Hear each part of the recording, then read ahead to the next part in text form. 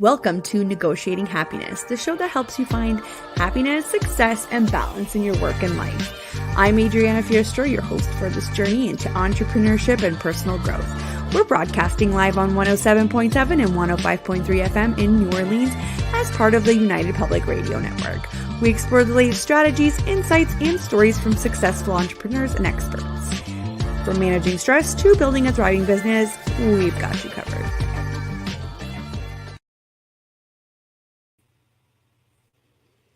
Good afternoon, everybody. This is Adriana and you are watching Negotiating Happiness.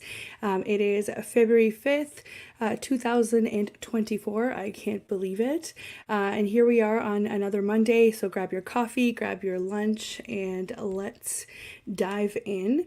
We are indeed broadcasting live on the United Public Radio Network and UFO Paranormal Radio at 105.3 and 107.7 FM in New Orleans. And if you wanted to sit back and watch a couple of our shows from the network on Roku TV, go ahead and search up UFO Paranormal. So today we have a special episode planned, just like every week. We are going to be talking to the lovely Jen Paterson from Dollar Divas, and we are talking about overcoming money shame because it's such a big topic. Even though we don't talk about it, I am pretty sure everybody thinks about it at some point or another, especially in the sphere of entrepreneurship. So here's a quick summary of what we'll be talking about.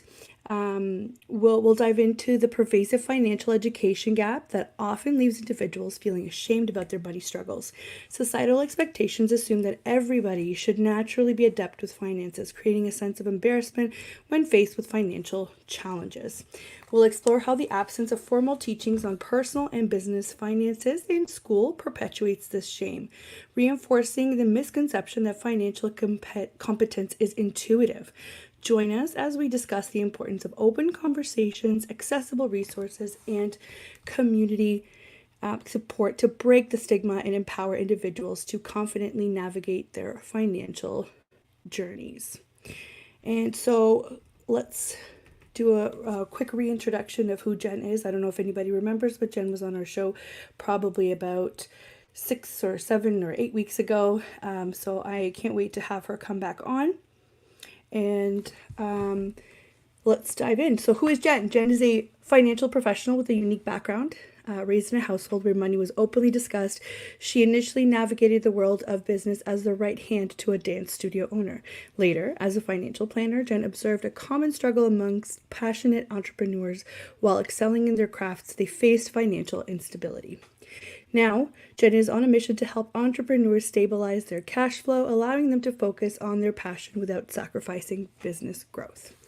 So I can't wait to have her on. She's going to pop up in a minute here. Just going to check in.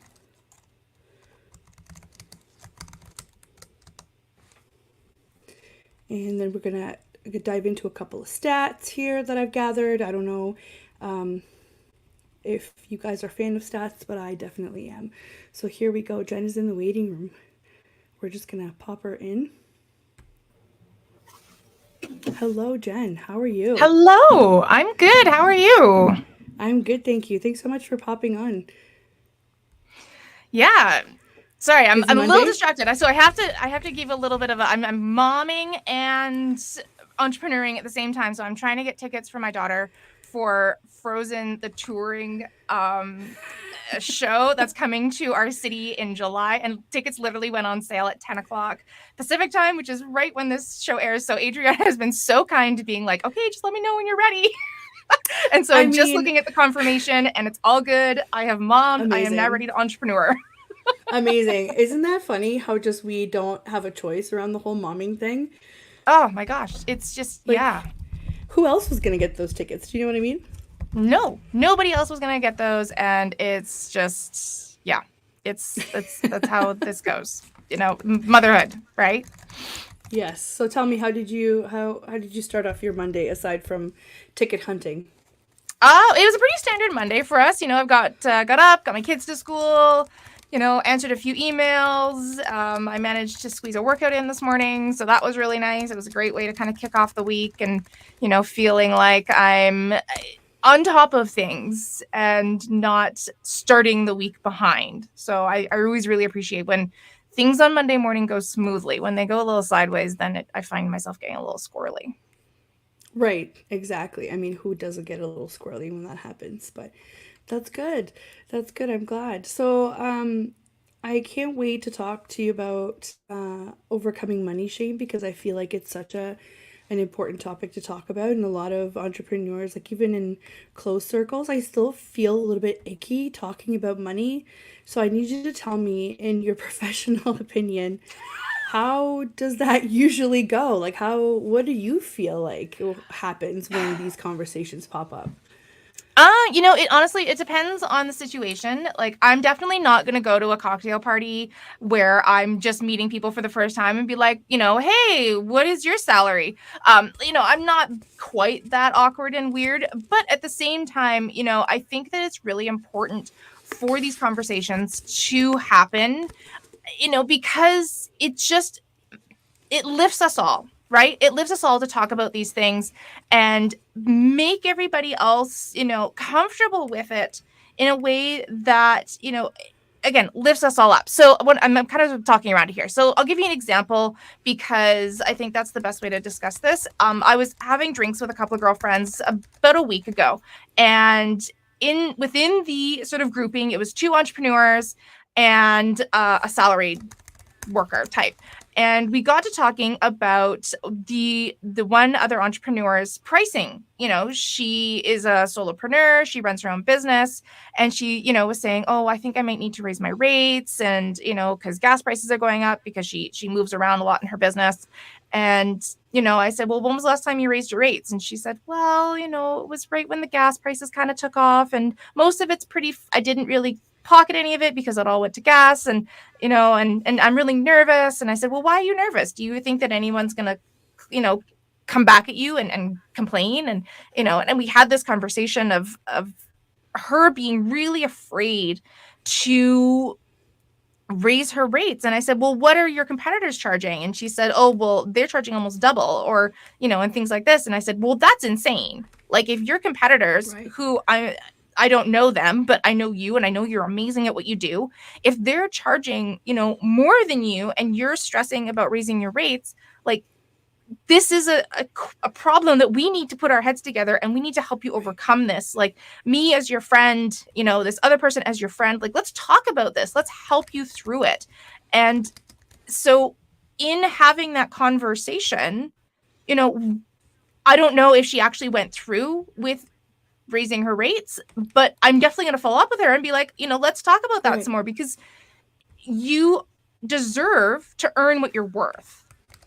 And so there's definitely a time and a place, but these conversations are important, because all keeping it close to the vest does is hold you back from earning what you truly can. And you get up a group of dudes together and they'll talk about money all day long without shame, without, Yeah. like, they are quite happy to share their salaries, what their bonus was, or like, hey, bro, I just got this huge bonus. Like, I'm going to go and buy a boat. I don't know. Yeah. Like, these are conversations that they're more than It's happy to true. have. And so we see it in the glass ceiling and the wage gap and all of this stuff. And so we're shamed into talk of, around talking about money. It's uncouth, it's rude, it's all of these things. Is gauche. I think I even heard someone say, oh, it's gauche. I was like, Hmm. that's interesting. But when you bring it out into the open, like, we're willing to talk about everything from, like, what we do in the bathroom to what we do in the bedroom, but somehow our bank accounts are off limits. Like, it's just bizarre. I also wanted to add that as a service provider, it actually not only does it hold you back personally when you don't charge what you're supposed to be charging, there's a perceived lessening of value. So if you're going to a service provider that is like a quarter of what everybody else is charging, people automatically think you must not be good at what you do. So People tend to shy away from that too, and sometimes service providers don't think about that, but it's 100% true. It puts doubts in your client's mind that you know what you're doing, because how could you possibly be charging so much less than everybody else, right? So Exactly. it's damaging on a lot of fronts, let's just put it that way. Yeah, yeah, Yeah, and it's so it starts, but it starts before we dive into this entrepreneurship thing, right? So I tried to look up some stats, and I want to know if you agree with any of these. So I tried to look up some American stats for our American friends and for our Canadian friends as well. So we I was looking up, and it says 71% of Americans believe that they have high financial literacy levels. The average American rates their financial literacy at 6.2 out of 10, despite the fact that on tests the average American only answers 35 to 55% of questions correctly. And to dive in deep, even further, which hurts my millennial heart, only 16% of millennials understand basic financial principles. Like, if this doesn't say it all, I don't know what does. Right? yes. Right? Yes. And Yeah. Canadians, we don't want hold on, we don't want to like only highlight the American side of things, but so overall, it's hard because you can't get the same kind of stats for both places, but overall, just bear with me. Has a point. It says South Korea leads the pack as the most educated country in the world with a tertiary education rate of 69.29%, securing the top spot. Canada follows closely behind at 66.36%, earning the second position for most educated countries. However, when you get down to financial literacy rate, only 15% consider themselves financially literate when it comes to life insurance, investments, and stocks. According to the poll, while 60% admit to having a personal or monthly budget, only 29% have taken an education course about finance or personal budget management. So, of course, it's relative. Of course, you might know more than what you think you are. So maybe that 15% is higher, or maybe it's lower. Who knows? The whole point of it is, obviously we have the resources, obviously we're educated in a lot of different subjects, but when it comes to financial literacy specifically, what happened? What happened? Because our formal education system assumes that the family, because I think it stems back to, finances are a personal subject and everybody does it a little bit differently, and all of that stuff. I think that it stems back to the education system, is like, well, we don't want to put our centralized beliefs, quote unquote, on the people, and so you can teach that stuff at home. But what happens is they don't actually teach it at home. Parents have financial conversations behind closed doors or after kids are asleep because they don't want to, it may be on the sort of more sort of good parenting side of things. I don't say good parenting, but like the people who are trying really hard to be that parent, is they don't want to put the stress on the kids. They don't want their kids to see them feeling stressed out or having to, make those decisions. But that means the kids aren't exposed to it. So it makes it really hard. And so the kids aren't exposed to it. Then they grow up and become adults and, or get essentially handed the keys to the car without any driving lessons. And Right. they go out, they get credit cards, they get jobs, bank accounts, maybe even a mortgage, loans, and they don't know how to handle it. They don't know how to navigate this world because maybe with the best of intentions, parents are having these conversations behind closed doors to not pass on the stress, but it also means the knowledge isn't being passed down either. And also, Right. our financial world has just gotten more and more and more and more complicated as time has progressed. You think back, 2-3 generations ago, essentially it was you had a little bit of money, but most people were, farmers, that their job was to make the food, grow the food, and essentially survive. You had a little bit of money maybe for like, the odds and ends that you would buy like once or twice a month or even less. Whereas now, money is central to our very existence. A day doesn't go by without money passing hands in order for our society to continue to function. And so it's a very difficult situation because what we're facing isn't necessarily what our parents were facing. Right. It's a lot harder. It's a lot different. I talk to my mom about this quite frequently, how parenting today and even just existing today is so much different than when she was in our shoes 30 some odd years ago. Yeah. And so that's a disconnect as well, because then they don't have the knowledge to pass on. So they feel like, well, this is how we did it, but that's not going to work for you guys because it's such an environment. So it's almost Right. coming from both sides. Like we're just kind of screwed. Right. Right. So, well, it kind of shows that too because I looked up a few more stats because that was kind of general for the population, which kind of gives me an indication of what kind of financial literacy I need to explore with my kid, right? But let me look at what the entrepreneur, let's see. So this is for American stats. So according to a survey by the National Endowment for Financial Education, which is the NEFE, in 2018, only 27% of entrepreneurs felt very confident in their ability to manage their business finances. That is Yeah. such a low number. And for the fact that some of these entrepreneurs are so like wildly successful and not knowing how to handle that is detrimental to the future success of that business, right?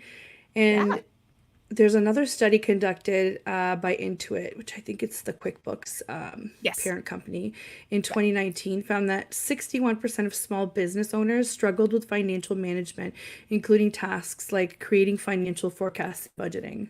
I am one of those people. Like I have the Well, tools, I use them. I don't enjoy doing them, therefore I put no further effort into educating myself on how to do it better. Right? That's the problem. That's the yeah. problem because I Yeah. had to basically learn everything on the fly. So, Yeah. Yeah. And you're not alone. And like I remember talking to somebody who was a massage therapist, and she said, like we go to school for years to learn all the different techniques and strategies yeah. to apply our practice and apply our trade and heal people's bodies. And she said the money management part was literally one workshop, one day for 2 hours. Like that was it. And that was Yeah. all the financial education she got. And she said most like massage therapists are solopreneurs, contractors, like they're in charge of their finances. And yet their education on how to navigate that was a 2 hour workshop. Yeah. Like, Yeah. again, disconnect. So, again, another one was talking to a lawyer. She said, I went to school for, I don't know how long law school is, 3 years ish. Like that's a long haul. And again, they Yeah. learn how to write a brief. They learn how to argue a case. They Yeah. learn how to talk to clients. She said, I hadn't a clue how to run a business. Like Right. So not we a clue. did She said, I have had to figure that out for on the fly too. yeah, if as in contrast to the I guess education for lawyers and yeah, they have to do a bachelor's, right? They have to do their 4 years in school for a bachelor's and then they go to law school. So that's actually a lot of school that you go through where you don't have any of that exposure. So much For schooling. paralegals, the program that I went to, you had to have a degree ahead, but you actually don't need to if you want to do the 2 year certificate. So regardless, everybody in my class already had previous same thing, 3-4 years of post-secondary school.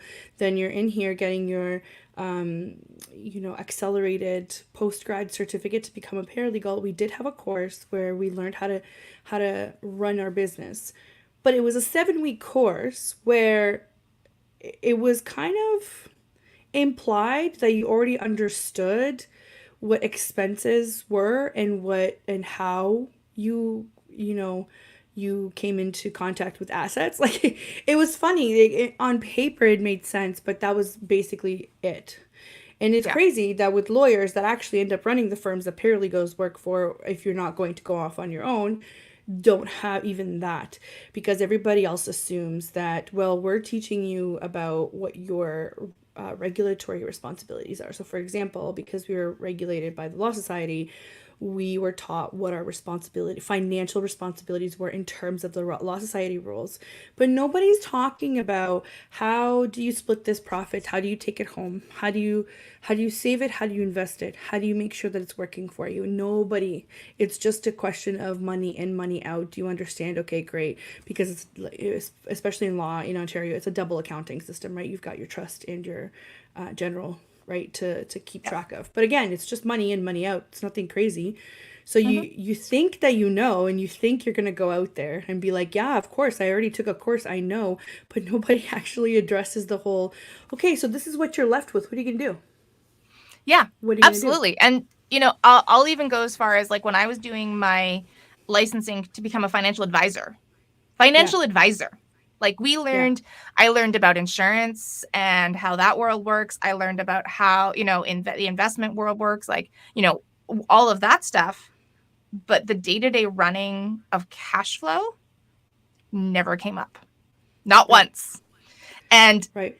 you know, a lot of financial advisors will get good at it because they are already within that like, mindset, and that's their interest and they love it.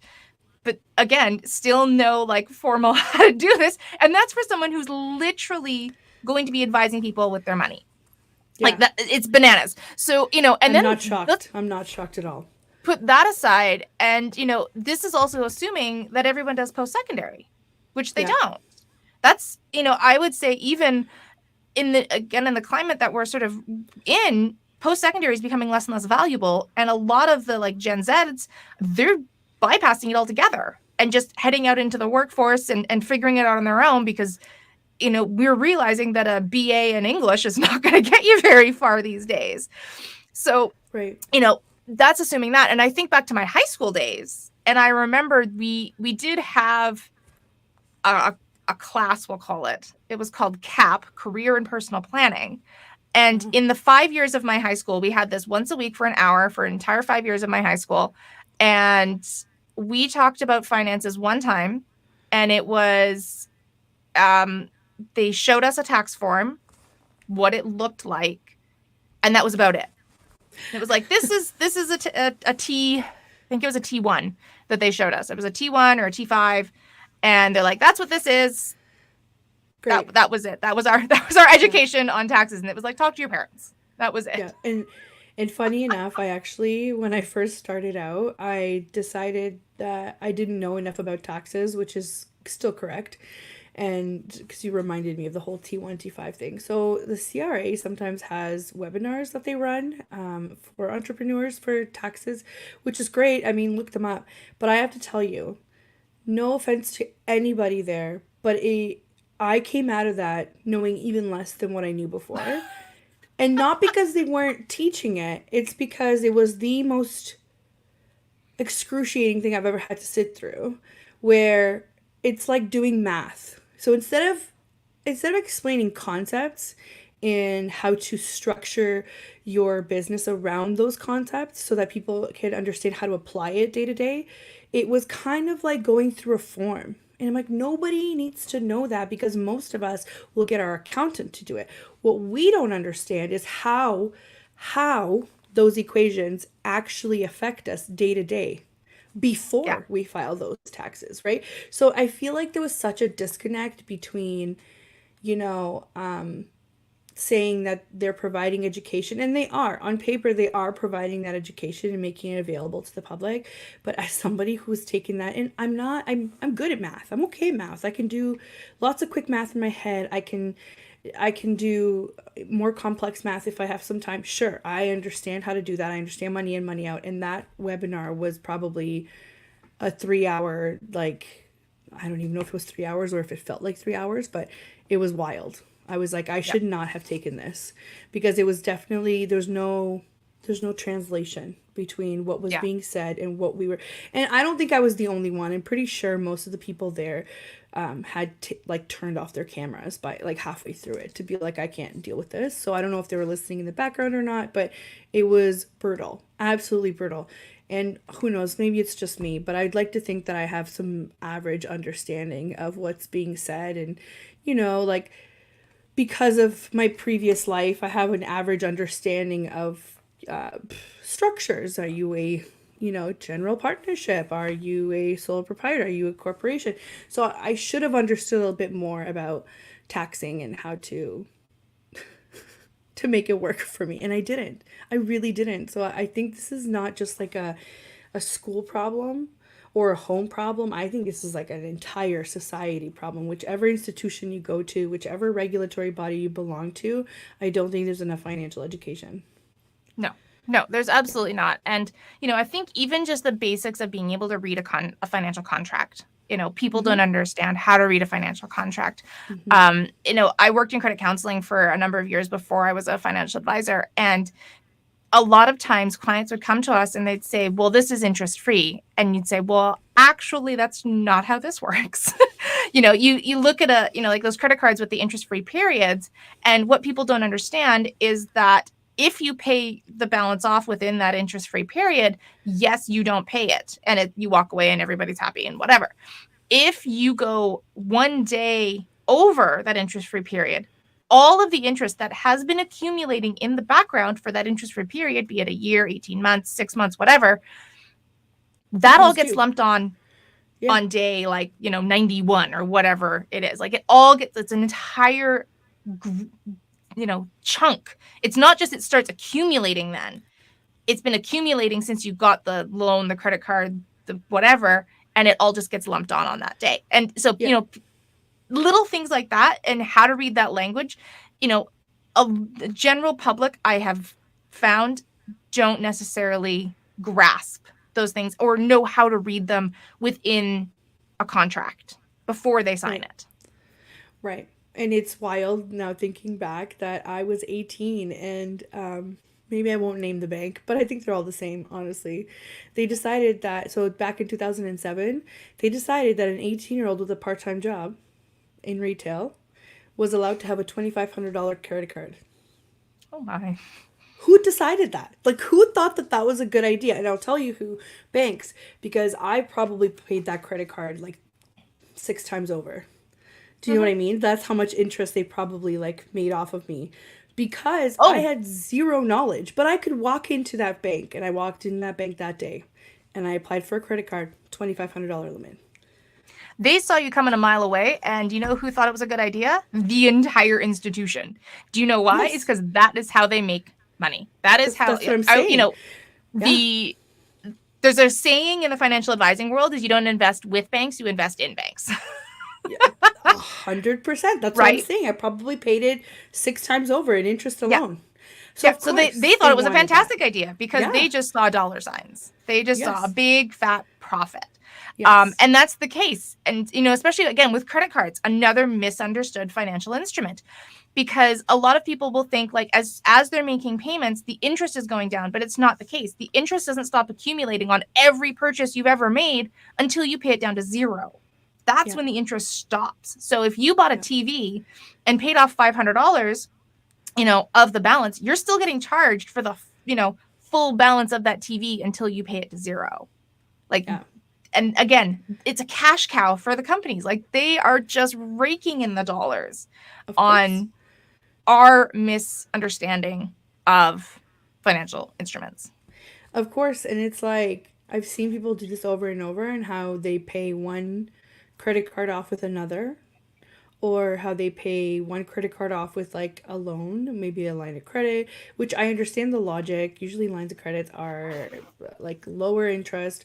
However, you're literally paying interest on interest on interest, and that is Yeah. how they get rich is interest on interest. So instead, in the last couple of years, I've tried to kind of think outside the box. Not that I've done anything with it. It's just me slowly beginning.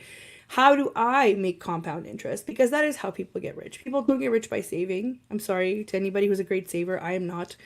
That you don't get rich by that. You get rich by putting your money to work. So Mm-hmm. once you get to the point where you have a bunch of interest that you've gained, putting that free money to work is compounded interest. That is how you really start making money from no money. Until then, it's all like an initial investment and the time investment and the education and the whatnot. So how how do we get over this? Like how do we teach each other? How do we warn each other what mistakes not to make, you know?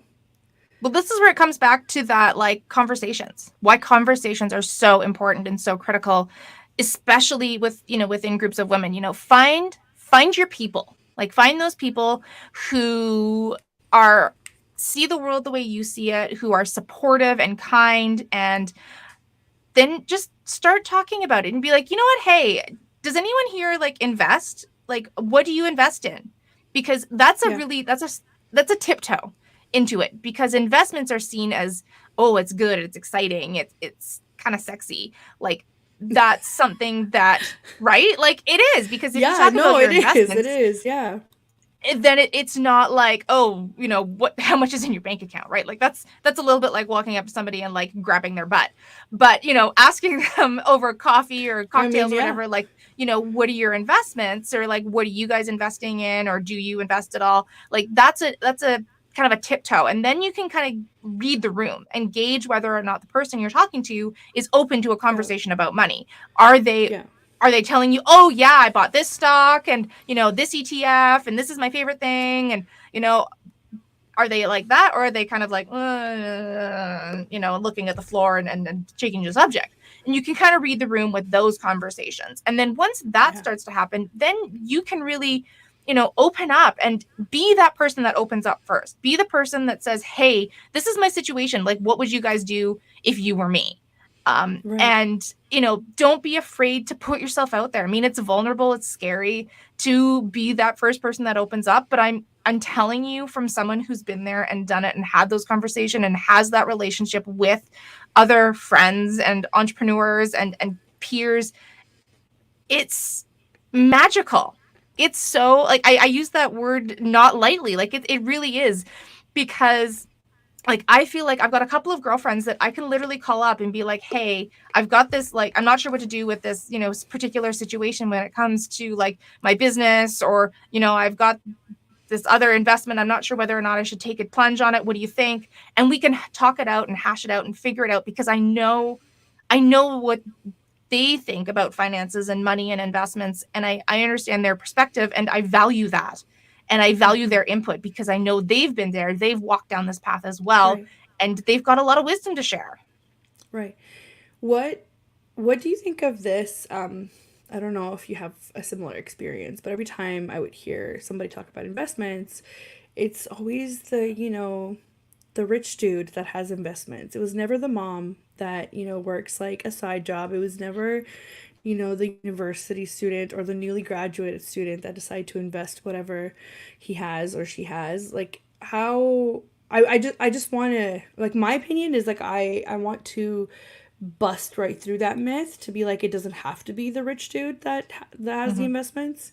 Like, you can start off with literally like $100. There are stocks out there Less that than you that. can buy for $100 or less than that. Less I than know.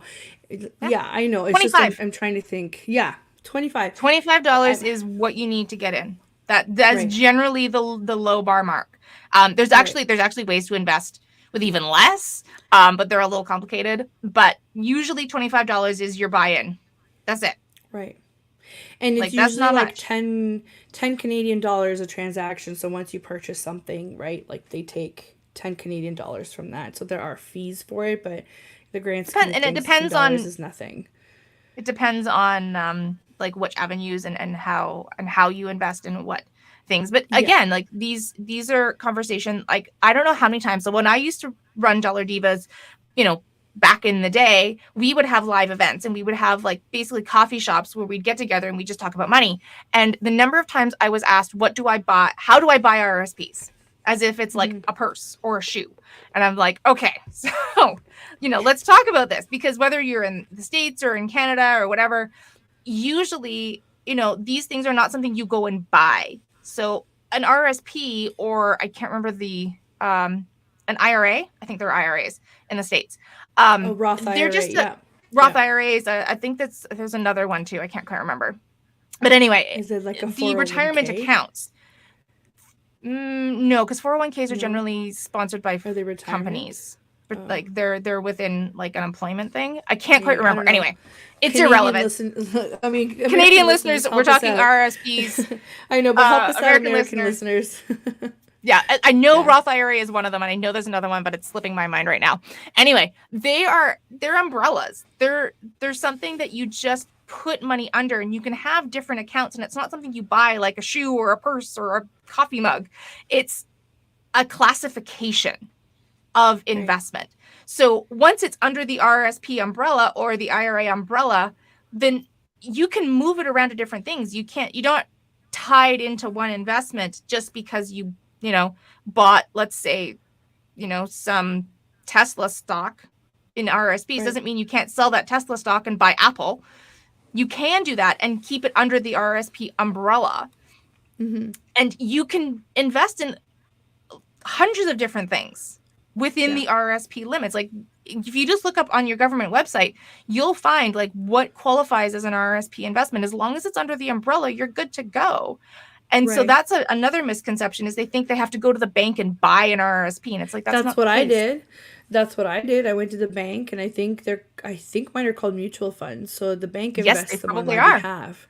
Yeah, Yeah. like the bank invests them on my behalf. It is embarrassing how little I've contributed, but that's what I always thought, and so that's what I did, right? Yeah, and that's another one is mutual funds and ETFs and stocks and bonds, and how little education there is on how those different instruments work and what are the pros and cons on both sides. And a Right. lot of times with mutual funds, quite often the fees on them are like sky high, and people don't know how to read Yeah. those reports and those statements and those. You get the big book that comes with it, the prospectus. They have no clue how to read that, and they're so I've overwhelmed and never read it. intimidated by it that it usually just ends up in a pile or in the recycling bin. Yeah. Like they Yeah. don't even get cracked because it's just too much. It's Right. scary. It's overwhelming. And they're like, I can't deal with this. So, like even how to read those things is so important, because, one mutual fund is not the same as every other mutual fund. So they all have their pros and their cons, and, what works and what doesn't. And, what's the difference between a mutual fund and a segregated fund and an ETF? Like all of those things, it's really important information, Right. and that's something that very few people feel like they can talk about or grasp. And, Right. sometimes mutual funds will have a high fee structure, but they'll have a phenomenal manager that makes it worth it, whereas some may not. And, how do you know? And Yeah. who do you talk to? And again, that's why these conversations are so important. Yeah, I think I stuck some money in mutual funds, and then I think I selected medium risk, and as a result, it's probably grown like $15 in like 6 years. So, not great. But as a professional, if you're working with a lot of solopreneurs or people that work by themselves, what would you say is the most important? Like obviously, what, let's say, assume that everybody's got their cash flow in check. Okay, assume that that's in check. Assume that everything is getting paid. What is the most That's a big important assumption.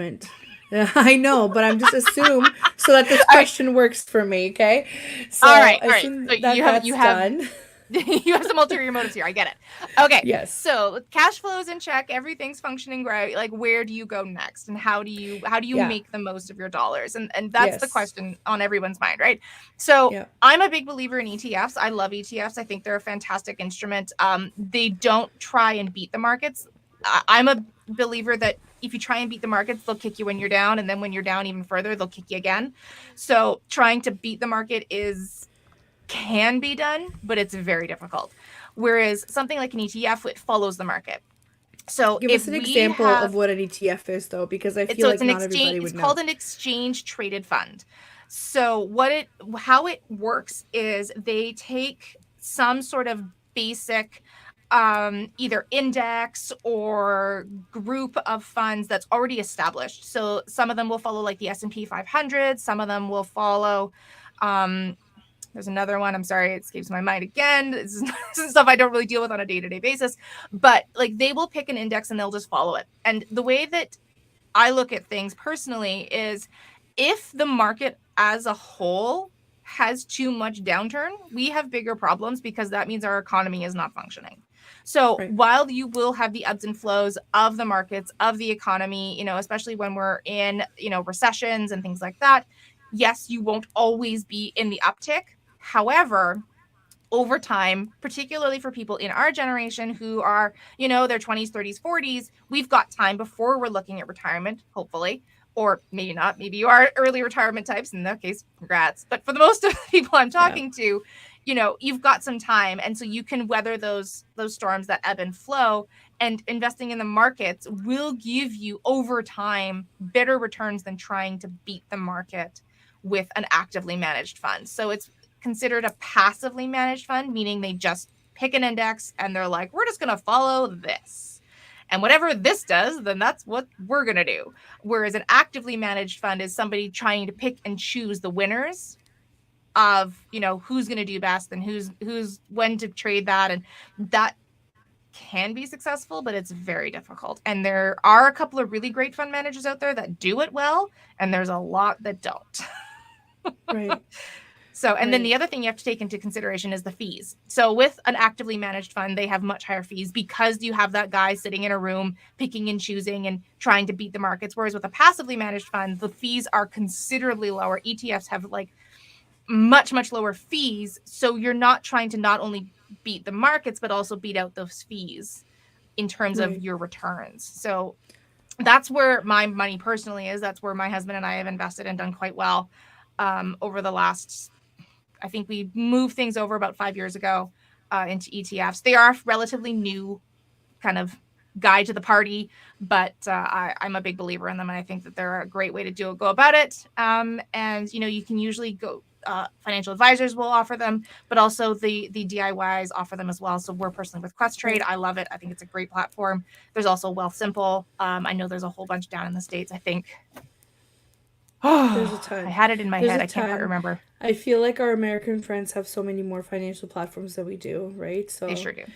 Although they don't have e-transfers, which always makes me no, but they have Venmo and Cash App and like all these other things that we don't have, right? So it kind of makes sense, yeah.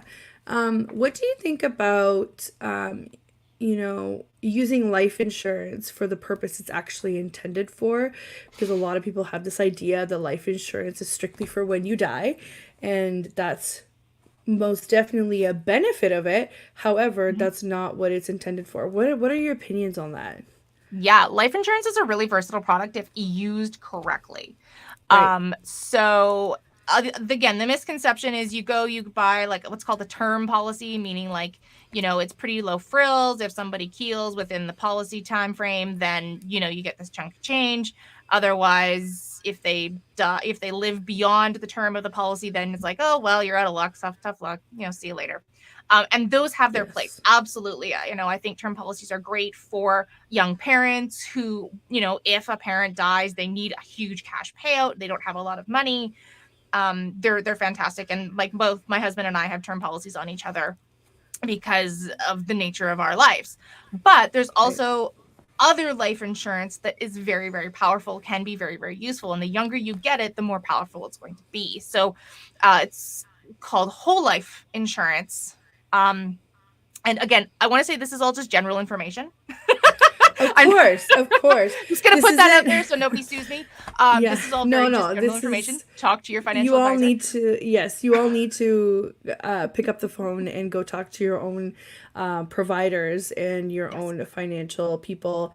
The purpose of this episode is to get people talking about money, and that's exactly what Jen and I are doing. So this is almost like a private conversation that you get to listen in on.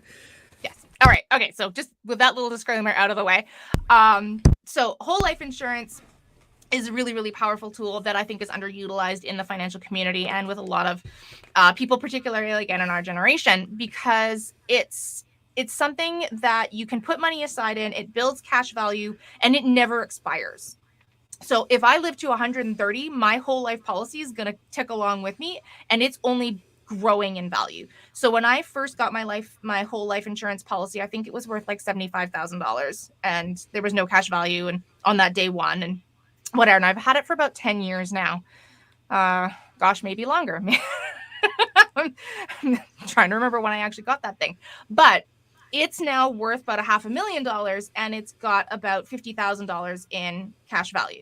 So like, that will just build over time, and the cash value will continue to build over time. And the cash value, like I can use that to loan myself money. So I can pull the cash value out of it without surrendering the policy as policy loan. So I know that there was one advisor that I worked with who would literally used their whole life insurance policy as their own personal bank. And he said, I took money out of it. I borrowed money out of it to buy my wife's engagement ring. He said, then, slowly paid that back. I took money out of it to buy a car at one point. I took money out of it for the down payment on my house. Like, He literally used his own policy as his own personal bank account, his own personal loan vehicle, so that he didn't have to go and borrow outside and pay those interest rates and things like that. So, those are the things that you can kind of do with a whole life policy, as well as, generational wealth transfer and things like that. So, I know that when I kick it someday, that my kids, my husband, somebody in my line of lineage is going to get a big fat payout. And that's the amount of it is just going to grow over time. And if I desperately need cash for whatever reason, I've also got this backup, this safety net, this foundation ready and waiting for me. I can use it in retirement. There's so many different things you can do with it. And I would highly recommend chatting with your advisor. And I think Adriana got disconnected. I'm just going to quickly chat with her. And let's see what else can I talk about. I'm literally into my thought and she disappears. And then the other thing you can look at is like universal life insurance. It can also be a really powerful tool. I know a little bit less about that because I've been out of the life insurance game for a number of years now, and it's a little bit rusty. I haven't used the knowledge in quite a while, but it also can be a very, very powerful tool that you can look at. The other thing is, as a business owner, life insurance can fund things like buy-sell agreements, so that if you work with a partner and one partner dies, then the partner's spouse isn't left holding the buck trying to run a business that they know nothing about, and they can buy out the or the partner can buy out the spouse, so that they're still left with an asset but also aren't stuck trying to run this business that they know nothing about. So those can be really, really powerful tools. And, talk to an advisor about those kinds of options. If you are in a partnership and your business is thriving, like that can be a really, really powerful tool and a really great foundational tool to make sure that everything stays the way that you want it to within your business. So life insurance has a bad rap. I think because of the way that it's sold and the way that it's marketed. Life insurance is marketed by advisors who are all on commissions, which I think is massively backward. But it is a really, really powerful, powerful tool, and it can be very useful in a financial structure, as looking at it in a holistic way and using it to fund your retirement or many other things within your life is so, so important. And I'm just going to check in with Adriana and see if she is going to be able to jump back in here. Let's see here. Don't see any messages from her. Let's try over here. See if she messaged me on Instagram.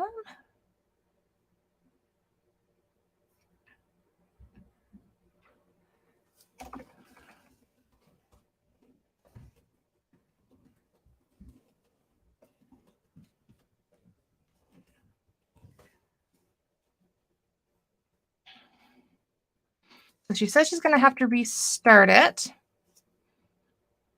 This is what happens with live stuff, right? Things get a little bit crazy and a little bit ridiculous. Hi. Oh, there she's back. Hello. Everything definitely just went down, so that's like a typical Monday. Well, I rambled on for a little bit longer about life insurance. I talked about some universal life stuff, which I have. It's so funny. I was literally end of my thought, and you vanished, and I was like, uh-oh. I guess I better keep talking. And so yeah, we sort of, made it work, ish. There's never a glitch free day, right? Yeah.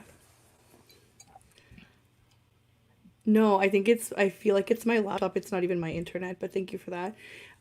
Yeah, I mean, I was just gonna say, I took up a policy for my son when he was born, and when I brought this up to a number of people in my life, they thought it was pretty morbid, and I literally was like, no, you don't understand. It's not because I think that something's gonna happen. That's just like a very small benefit of it, if God forbid, right? But I'm like, what if when he turns 18 he wants a car and I just don't have the cash flow or whatever, he can definitely dip into it, get himself a car, pay it off with no interest. And depending on the policy too, some of the, I think ours like ends when we hit 100. But I mean, listen, if I'm hitting 100, great. If I live past that, I'm good too. But I Hopefully, don't that's the need idea, it to right? go past that. Whereas with term insurance, yes, with term insurance, the premiums don't stay the same too. So once your term is up, right? If you're before 65, it is like exponentially higher Yeah. And it depends on the in the contract too. Like premium. they're all a little bit different. Some So of they them go are from like like 10-year $35 terms, some of them that are I'm not 20-year even terms. getting. Yeah. Yeah.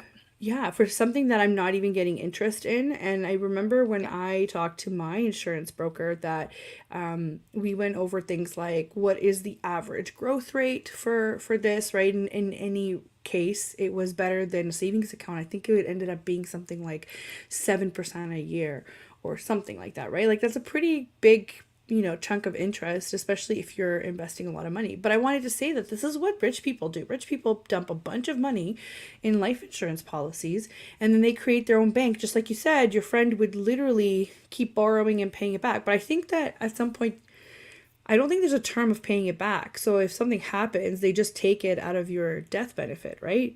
If Yeah. you don't end up paying Yeah. back the money, right? Because it's still your Yeah. money. And I That's mean, the there's whole always like point. the fine print and you have to read it closely. Yeah. But for the most part, yeah, I mean, if I say I took out, 20 grand out of my life insurance policy and used it to whatever, go on a really spectacular holiday, let's say, for example, then if I kicked it on my holiday, then they would just take it out of the payout and that would be the end Right. of that. And everyone would sort of dust their hands and be like, cool, we're done. But yeah, Right. I mean, you're right. Like term policies, like I said, they're really helpful and they're great. Like I said, and you have to read your contract. Like I said, is it a 10-year term? Is it a 20-year term? Like what have you signed up for? And be really clear and ask a lot of questions. Like don't feel when you're Right. in these meetings, don't ever Right. feel like you asking too many questions. Any financial advisor, if they're a good one, they will sit there and answer every question that you have, even if you ask the same question 5 different times and need 5 different explanations because you're not grasping what they're trying to say. Ask it again. Don't feel Right. stupid because that is how we learn. That is how we figure this stuff out. And that is, again, so important for the long term within our financial lives. Like you're not going to just magically understand it tomorrow. You have to ask the questions. You have to have the conversations. And, when we're talking about this stuff, it is really sometimes helpful to, ask the question 3 or 4 times to have them explain it in a different way because maybe your brain just works different than theirs and most likely does. Of course, and that's the whole point of their job, right? Is to make these complicated concepts or complicated terms into, something that's chewable, something you can digest on. So, there's nothing to be ashamed of. I didn't learn this until I was I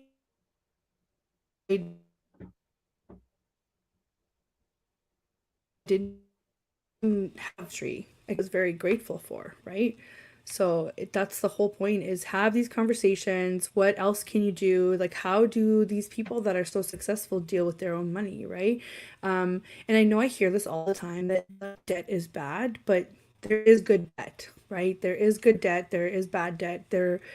A lot of people have a lot of money avoid using their own money for their own investments, right? So I know these are very general ideas, but from these general ideas, you should have an understanding of so that if an idea sparks or for some reason you have some extra cash lying around at some point, do something with it, right? Protect yourself with it, pretty I would much. even go so far as to say debt is not good or bad. Debt is just debt. Right, It's neutral. It's right. morally neutral. Like it's not good or bad. It's just a thing. It's like, again, it's like a coffee cup. But they It's teach you just that it's there. bad. They teach you They that it's teach bad. you that it's bad. Yes. It's it's one of those things that on its own, it's just a thing. It's a way to make something else happen. And it can get you into trouble in the same way like hitting yourself over the head with a coffee cup's probably going to hurt. So, like there's good ways to use it and bad ways to use it, but on its own, it's neutral. And I think that's another thing that really would help a lot of people financially speaking, and that comes a little bit more to the mindset side of things than the actual strategy. But seeing it for what it is just a tool. It is a catalyst for making something else happen. Let's say, your credit card and you use it to, fund your business. It's not bad debt. It's just the thing that you used to fund your business while you were getting it off the ground. If you didn't pay it and ignored it and never quite got around to paying it off and, it went to collections, then there's going to be some negative repercussions. Absolutely. Your credit score is going to suffer. You're going to have collection agencies calling you. Like, there will be negative consequences, but it's not the debt necessarily. It's what you did after you utilized the debt of not, taking the proper steps to make sure that these consequences didn't happen. But I think seeing debt as a bad thing, it's evil, it's negative, it's terrible, I think that also does us a disservice, because of course it does. Again, we're going back to the uber wealthy. They borrow all the time. Mm-hmm. They borrow tons of money, and they borrow it to invest it, and they borrow it to grow it. And, there's lots of people who use what's called leverage loans, where they take out money and they just invest that money and they pay the interest only on those leverage loans, and then pocket what they earn from the investments. Because generally, if you do it properly, it will be more than you're paying in interest, and you end up better off at the end. Is it risky? Absolutely. It's hugely risky, but it can also be very powerful. So the debt itself is neutral. It's just it's like money. Money is neutral. It's what you do with it that's either positive, negative. Right. I just think it goes along with our theme, to like that shame of owing somebody something. Yeah. Right. And about how you shouldn't be in that position to owe somebody something. But again, if we had the knowledge and the know-how of how to utilize debt, how to utilize money, how to utilize all these financial instruments that you've mentioned, then maybe we wouldn't be ashamed, because we'd have a much better understanding of how the world actually works, right? But I'm putting my conspiracy theorist hat on for just a second to be like, I feel like people just don't want us to know how money works because it's easier. Like, look at the banks. I'm telling you, 18-year-old me thought it was a great idea. So did the bank to give me $2,500 credit card. And was it a great idea? It was a terrible idea for me, right? But it was great for the bank. So absolutely. 18-year-old me was in the same shoes. Yeah, but nobody forced me, so that's their argument, but also nobody taught me either, right? All I knew, like, my parents had bills and they were paid on time all the time. So they gave me a great example, but there's no literacy there. There was no like, this is how you do it. So in an 18-year-old mind, it's like, well, I'm going to get money because I'm working, so then I'm going to pay it off, obviously. But practically, that's not how that works, right? There's just so many things that kind of go around. Jen, we were having such a great time talking that I didn't even do a halfway intro. I just realized. And then everything went down. But yeah, if you tuned in halfway, you are listening to the United Public Radio Network and UFO Paranormal Radio Network at 105.3 and 107.7 FM in New Orleans. And we are streaming everywhere as well. And it's negotiating happiness. We're going to have to wrap up anyway. But thank you so much for having this lively conversation with me about money. I feel like we could talk about it forever. Maybe next time we can explore some practical things, and to kind of encourage people to go do their own homework and go ask their own questions. We'll talk about maybe some of those technical terms. Like I kind of knew what an EFT was, but I'm so glad you had spelled it out, because I'm like, wait, I can't be the only one that doesn't know. Right? But thank you so much for coming on. Oh, I'm so happy to be here, and I'm happy to talk about this stuff for hours. I mean, I looked at the clock and was like, oh my gosh, it's already 11. Oh man, I could just keep going for hours. So yes. I had so much fun, and I love talking about this stuff. Amazing. Yeah. So Jen here is in British Columbia. So she's on the other coast. So for us, it's 2 o'clock now. So Right. thank you, everybody, for tuning in. Thank you, Jen, for coming on. I'm just going to wrap up. Big thank you to the United Public Radio Network and UFO Paranormal Radio Network. And next week, we will also have a guest. So stay tuned. We will post it shortly. Thank you and take care, everybody.